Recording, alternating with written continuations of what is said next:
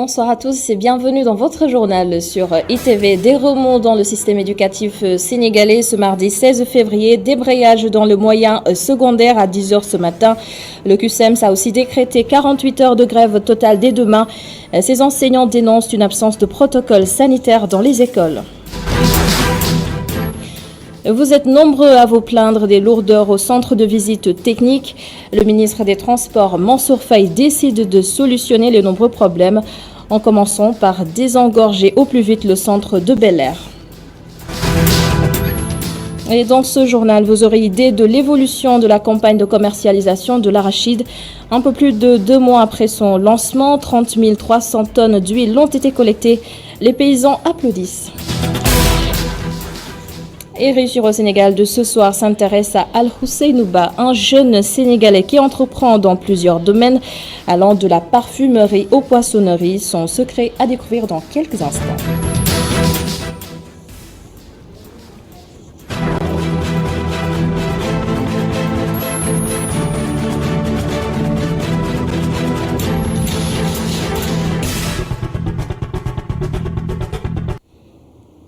De nombreux parents s'indignent et dénoncent une absence de protocole sanitaire dans les écoles.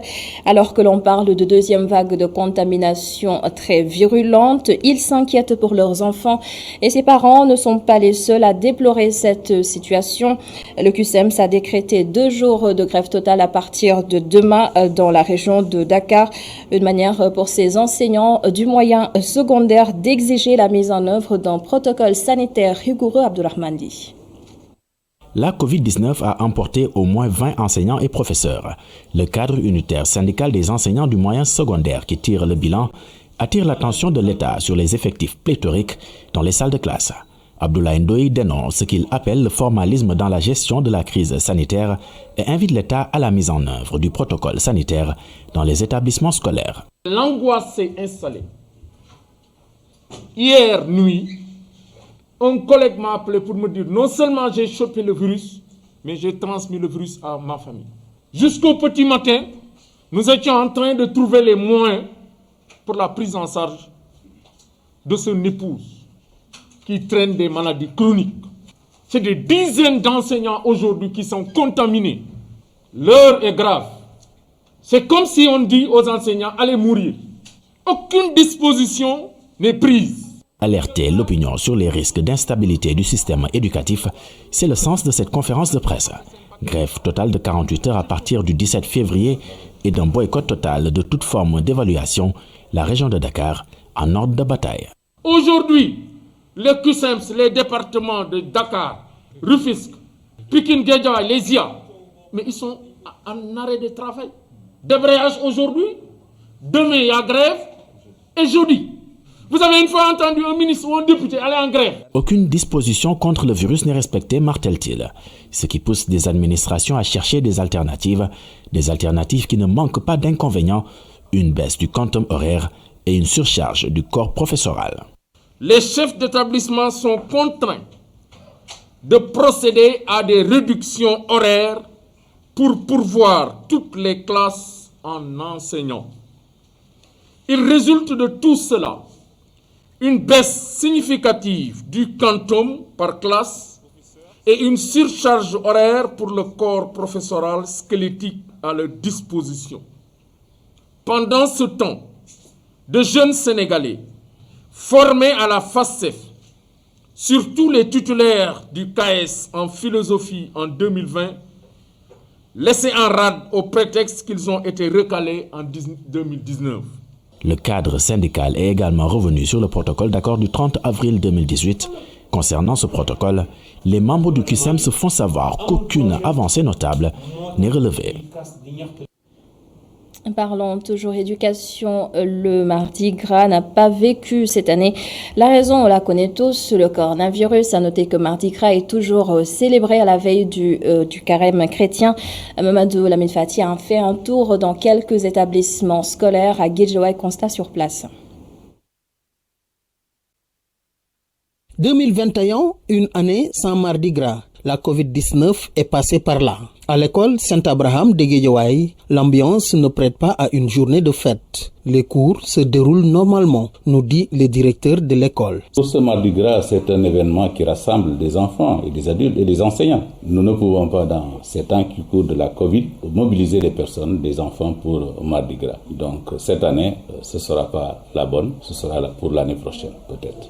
Une manière de marquer cette période de pandémie et de continuer à observer strictement les mesures barrières pour lutter contre cette pandémie en vue de la juguler carrément. La célébration du Mardi Gras a été toujours l'occasion pour les enfants et les enseignants de partager des moments de gaieté pour mieux préparer le mois de Carême. Les enfants s'y retrouvent parce que quand même on les regroupe, ils font des défilés qui retransmettent un peu la culture des ethnies. Oui, on fait de la chorégraphie. Ils aiment bien cela, ce maquillage, cette façon de s'habiller ce jour-là, pour marquer cet événement du Mardi Gras. On n'a pas remarqué parce que justement, ils sont bien préparés. Vraiment, cette année, nous sommes désolés de ne pouvoir vraiment marquer cet événement. Une fête qui est même célébrée par toutes les écoles, qu'elles soient catholiques ou mixtes. Cette année, à cause de la pandémie de Covid-19, le Mardi Gras va passer inaperçu dans les établissements. Transition pour le bulletin santé du jour, 6 décès et 201 nouvelles contaminations sur un total de 1555 tests réalisés.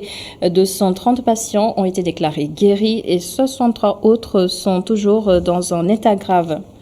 Un autre chiffre en forme de mauvaise nouvelle, 221 enfants souffrant d'un cancer ont été répertoriés en 2020 au Sénégal.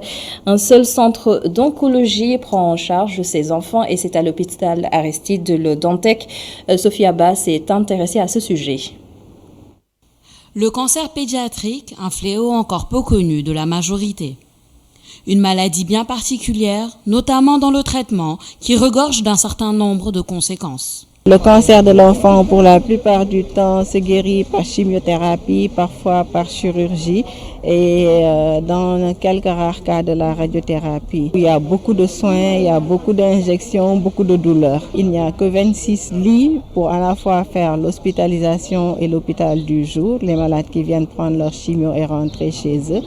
Pour traiter les cancers, quand même, il faut certaines normes parce que le traitement entraîne une baisse de l'immunité de l'enfant avec beaucoup de risques d'infection, donc qui peuvent être des complications, qui peuvent évoluer même pour leur propre compte, mis à part le cancer.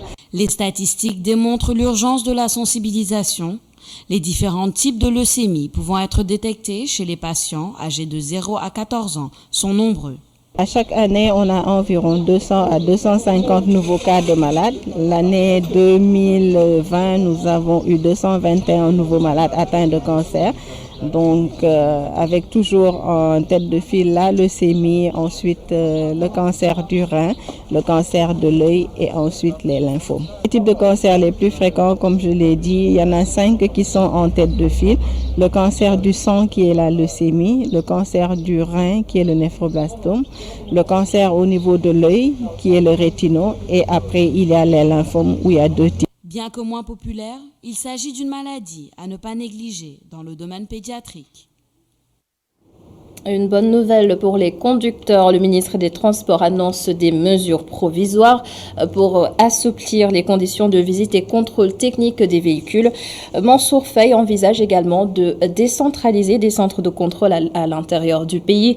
Des réponses seront ainsi apportées aux nombreuses complaintes. On l'écoute. Nous avons tous constaté les difficultés que traversent les propriétaires de véhicules, ou en tout cas tous ceux qui sont appelés à passer le contrôle technique, parce qu'effectivement, le centre de contrôle technique qui se trouve au niveau d'Aïra est un centre très engorgé.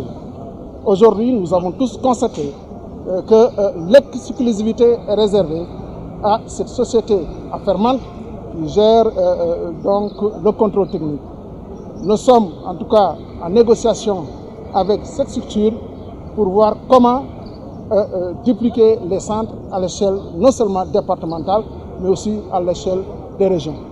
Des solutions seront trouvées et dans un futur très proche, nous allons mener des opérations coup de poing pour permettre aux véhicules âgés de 4 à 5 ans de passer les visites techniques, même en mode visuel, pour un petit peu désengorger donc, le centre technique de Dakar. Mais ça, c'est une, en tout cas, solution provisoire, en attendant qu'on trouve des voies et moyens au courant de l'année de déconcentrer effectivement les centres de contrôle technique au niveau de toutes les régions du Sénégal.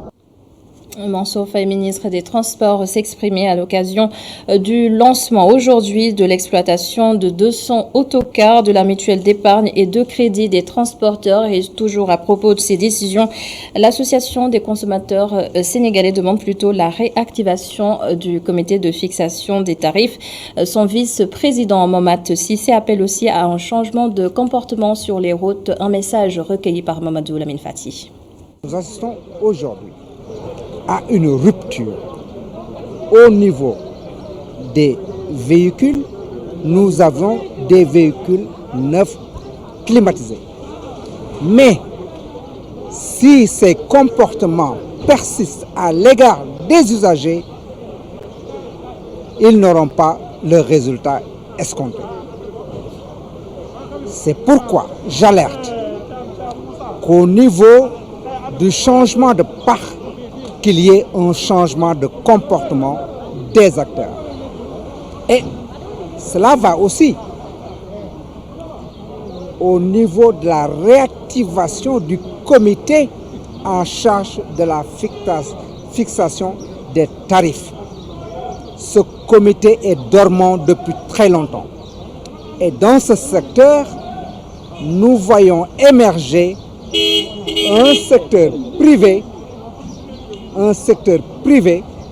et il va falloir que les acteurs s'asseyent et que tout le monde se retrouve dans cette modernisation du parc automobile. Un mot à présent sur l'affaire Ousmane Sonko Adji Sarr qui cristallise les débats. Des journalistes font l'objet de menaces et d'attaques. Le Synpics s'érige en avocat pour défendre les hommes de médias. Son secrétaire général, Bamba Kassé, compte même saisir le ministre de la Justice avant que ces menaces ne se traduisent en action. Papa Lunsar l'a joint pour ITV. Le Synpics s'indigne avec la dernière énergie de noter que depuis quelque temps, pour une affaire qui, à notre avis, est aussi banale, que des journalistes commencent à en faire les frais. Rappelez-vous, la liste commence à être longue. D'abord, c'était Cheikh Oumar Ndao. Ensuite, c'était le journal Source A. Ensuite, c'était Yakham Mbaye, journaliste DG du Soleil. Ensuite, c'est Mademoiselle Sankaré du site leral.net. Aujourd'hui, c'est Maïmouna Ndour Faye. Et entre-temps, on a eu beaucoup d'autres cas qui ont minimisé, mais qui nous ont quand même alertés avoir reçu des menaces, ou en tout cas des messages qui s'assimilent à des menaces via les réseaux sociaux, Messenger ou WhatsApp. Nous disons basta. Il faut que ça s'arrête et que ça cesse tout de suite. On n'est pas dans une jungle, nous sommes dans une république. Le journaliste, il fait son travail, il n'est pas là pour prendre fait et cause pour qui que ce soit le pouvoir ou l'opposition. Aujourd'hui, que ce soit le pouvoir religieux, le pouvoir économique, le journaliste, son rôle, c'est de donner de l'information. C'est pourquoi nous allons ce jour saisir le ministre de l'Intérieur, celui de la Justice, mais également nous allons saisir nos partenaires étrangers, RSF, FIG, le comité de protection des journalistes de New York et Human Rights Watch, parce que nous n'allons pas laisser ces... Et la jonction PASTEF Dakar et Frappe ont fait face à la presse ce mardi pour dénoncer la détention dite arbitraire de certains militants patriotes ainsi que de la femme de Biram Souley Diop, administrateur de PASTEF, compte rendu signé d'Ainansi Diouf et Seydina Mbaye. Ousmane Sonko, accusé de viol et menace de mort par une employée d'un salon de massage à Dakar, l'affaire Sud Beauty continue à susciter les passions et c'est des militants de PASTEF qui en paient les frais. Des nouvelles arrestations ont été faites, dont celle de Abbas Fall, coordonnateur de PASTEF Dakar, membre du COPIL. Il a été arrêté devant la prison de Cap Manuel, accompagné de notre sœur Fatima Mbeng, membre de Frappe. Ils étaient là pour aller assister les prisonniers, les otages, leur amenant de quoi se nourrir et de se vêtir. Ils ont été arrêtés, manu militari, envoyés dans les locaux de la DIC et ils ont subi des interrogatoires. L'épouse de Biram Souley Diop a été arrêtée dans son lieu de travail, alors qu'elle n'est pas militante de PASTEF. Ils exigent du procureur de la République, Serigne Bassirou Gueye, la libération de leurs amis militants au plus vite. L'État du Sénégal n'a jusqu'ici aucun argument pour justifier ces arrestations arbitraires. Et nous savons que tout ceci, c'est grâce à la complicité du procureur de la République, du procureur de l'APR, parce qu'il a troqué son toge avec le toge marron beige de l'APR. Serigne Bassirou Gueye doit arrêter, parce qu'il est payé par nos deniers publics et par nos impôts. Il ne doit pas avaliser un complot ourdi au sommet de l'État. En attendant de savoir si l'immunité parlementaire de leur leader Ousmane Sonko sera levée ou non, la jonction PASTEF Dakar et FRAPP demande la libération sans délai des militants retenus prisonniers. C'est lundi de ce mardi, il y a à peu près 2 mois, a été lancée la campagne de commercialisation de l'arachide. La direction régionale du développement rural de Kaolack évalue les opérations de collecte. Au moins 30 300 tonnes d'huile ont été rassemblées et la Fédération des paysans du bassin arachidier salue le déroulement de la campagne. Leur seule revendication demeure la livraison des semences à temps. Un sujet de Adamassar avec Astumbaï. Après 2 mois et 20 jours de collecte, la campagne de commercialisation de l'arachide se déroule normalement dans la région de Kaolack. Celle-ci se situe à 3 niveaux selon le directeur régional du développement rural de Kaolack. Pour l'huilerie, la collecte globale est à 30 300 et quelques tonnes. Et Sonacos a collecté environ 4 400 tonnes. Il y a Copéol qui a collecté 18 600 et quelques tonnes. WOW a collecté 3600 et quelques tonnes. Et enfin, la société SS International Industrie Charles a collecté environ 3700 tonnes. Le deuxième niveau, c'est la collecte des semences. Et au niveau de ces centres de conditionnement, il y a une collecte globale de 140 600 tonnes, actuellement collectées en graines, qui sont destinées à l'export. Et donc, pour les semences, il y a 3 niveaux de collecte. Il y a la collecte des bases, la collecte du niveau R1 et la collecte du niveau R2. La Fédération des paysans du bassin arachidier se dit satisfait du déroulement de la campagne. Cependant, son président alerte sur la question de la qualité des semences pour l'année prochaine. Je crois bien qu'elle est satisfaisante, vu la mesure où nous, à chaque instant, nous alertions l'État pour que ces derniers puissent aider les petits producteurs. Ce qui a été fait parce que les petits producteurs ont pu vendre leurs graines à un prix vraiment normal. C'est d'essayer de donner les semences et les intrants très tôt afin que les producteurs puissent faire face avec cette campagne. Un appel bien entendu par la direction régionale du développement rural. D'excellentes graines, nous avons fait une mission de suivi de tous les magasins de semences il y a 5 jours de cela. Tous les magasins sont bien remplis et on a constaté une bonne qualité des graines. Maintenant, il reste la dernière étape qu'il faut faire, c'est-à-dire la certification.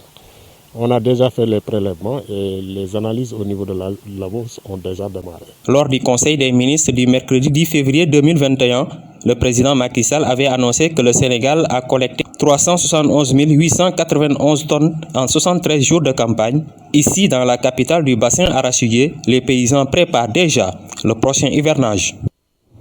On retiendra également de l'actualité ce projet de développement. Le ministère de l'Environnement et celui de l'Urbanisme joignent leurs forces pour réaliser un parc forestier urbain d'Akariof. Les 2 institutions se sont rencontrées aujourd'hui pour étudier les modalités de faisabilité compte rendu à Boté-Dissao. Dans le cadre de l'initiative Sénégal Vert, les travaux du parc forestier urbain de Dakar-Yoff devraient commencer au plus tard le 30 juillet 2021. C'est du moins le souhait des autorités. Une rencontre interministérielle s'est tenue à cet effet ce mardi, avec pour objectif donner corps à ce projet. Nous nous sommes retrouvés ici au ministère de l'Environnement et du Développement durable pour échanger sur le projet du parc forestier urbain de Dakar-Yoff.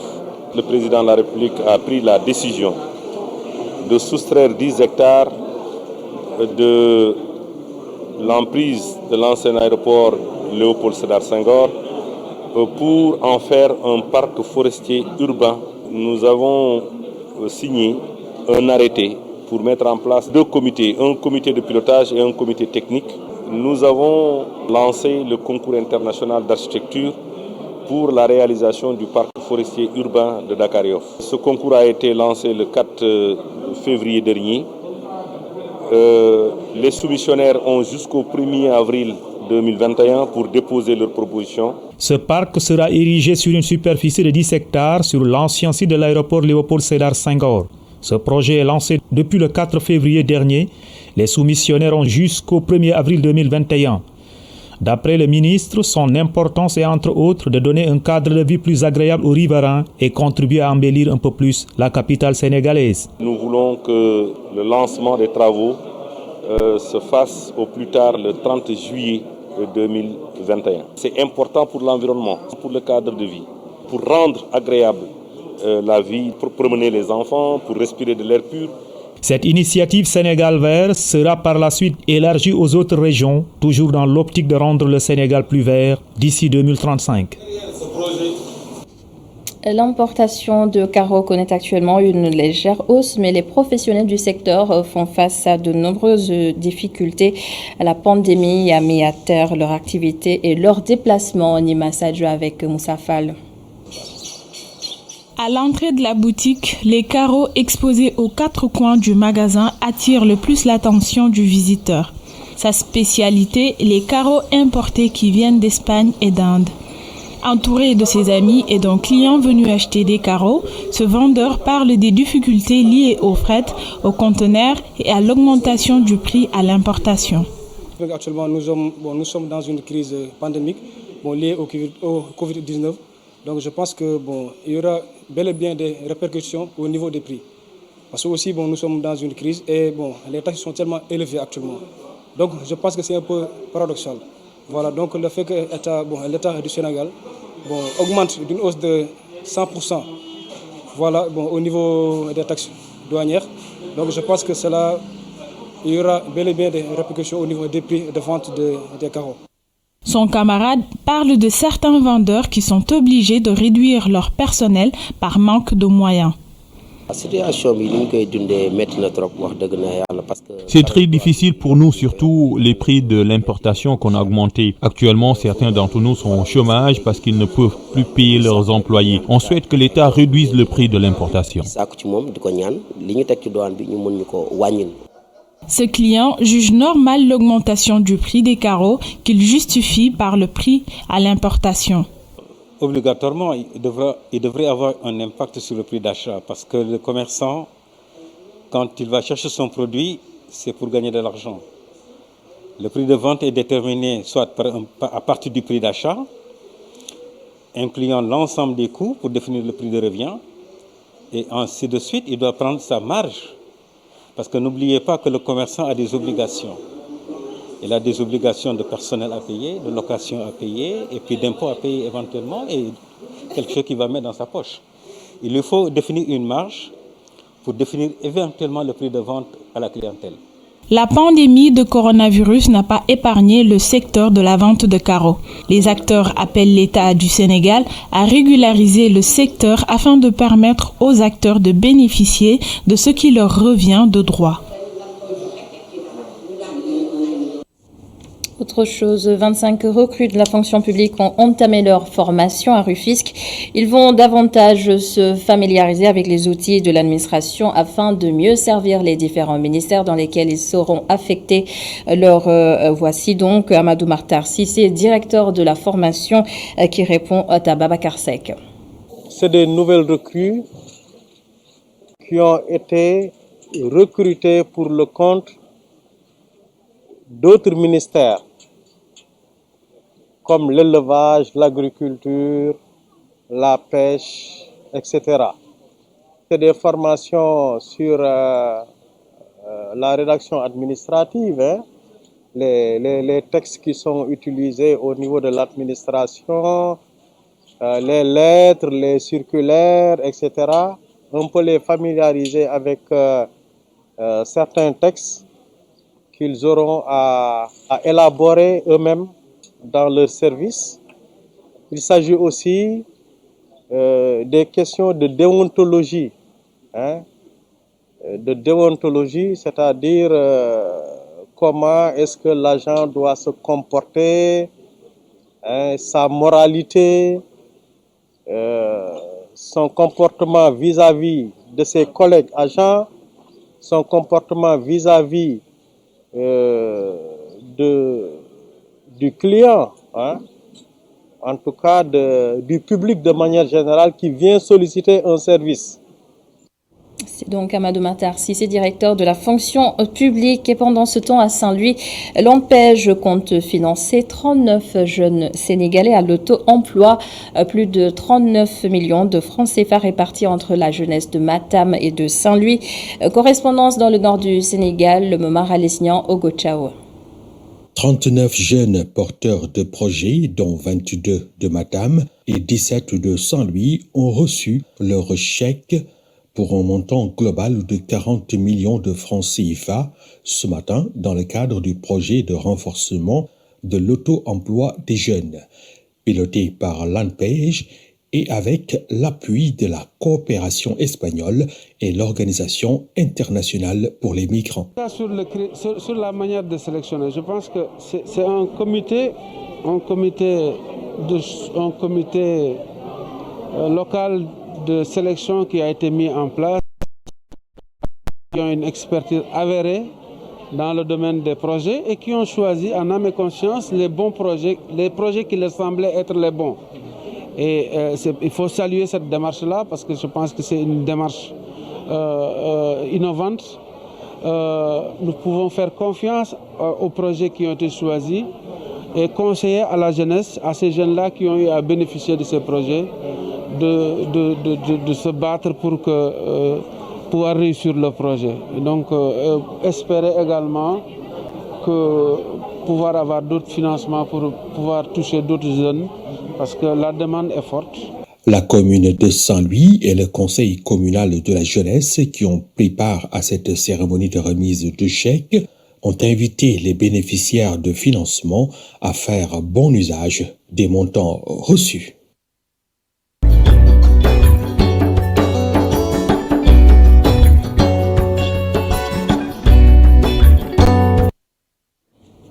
Alors, dans Réussir au Sénégal de ce soir, c'est l'histoire d'un entrepreneur touche-à-tout. Ousseynou Ba évolue particulièrement dans la vente de matériel électronique, dans la poissonnerie et dans la parfumerie. Une véritable machine à projet. Vous allez tout de suite savoir pourquoi. Reportage signé Oumar Khan. Toujours en activité. Inspecter une commande récemment réceptionnée ou donner des commandes à livrer. Al-Ousseynou Ba dit As n'a pas une seconde à perdre. Il pilote 3 activités en même temps. Le point de départ, la vente de matériel électronique. J'ai commencé par la vente de matériel électronique, tout au début. J'ai trouvé des fournisseurs, je ne pensais même pas au commerce, quoi. Des fournisseurs m'avaient proposé des matériaux qu'ils vendaient, tout ça. Donc à cette époque-là, la vente en ligne aussi n'était pas trop saturée. J'ai pris quelques images que j'ai postées sur Internet.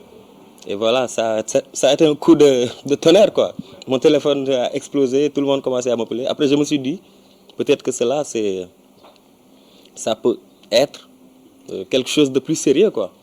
Quelque chose de plus sérieux, ça le deviendra, puisqu'il va se lancer dans la poissonnerie, puis la parfumerie, la vente de parfums et aujourd'hui, l'activité qui marche le plus pour lui, des parfums de marque qu'il importe et revend. J'ai toujours été un passionné de parfums, bien avant d'exercer cette activité. Donc, je suis un peu connu sur ça, quoi. Donc, c'est l'activité principale en ce moment. Je fais des commandes à l'étranger et je revends ici à Dakar. J'ai aussi des clients qui sont des revendeurs. Je fais un peu comme les grossistes, quoi. Et je donne à des revendeurs et aussi ils vendent. Il y a des parfums comme les parfums orientaux qui proviennent des pays arabes et d'autres parfums des grandes marques, des grandes maisons de parfumerie qui proviennent de la France. Une activité pas du tout facile pour ce jeune entrepreneur. Diplômé en création d'entreprise, aujourd'hui il emploie 3 livreurs et compte en embaucher d'autres en renfort. Et pourquoi pas développer d'autres activités. En ce moment, je ne vais pas vous le cacher, je suis vraiment débordé. Ce n'est pas facile de gérer plusieurs choses à la fois. Donc là, j'ai 3 numéros de téléphone. Il peut m'arriver que les 3 numéros sonnent en même temps. Vous voyez, vous n'avez pas le temps de manger. Parfois, je peux rester une semaine sans prendre mon petit déjeuner. Vu que je suis toujours pris, toujours débordé, quoi. Voilà, donc c'est pas facile, quoi. Peut-être que j'envisage quand même de former, peut-être, de trouver des employés à qui je pourrais confier totalement certaines activités, quoi. Ce qui peut me permettre d'être un peu libre. As est décidément un as des parfums, comme pour dire qu'en matière de parfum, il a le nez.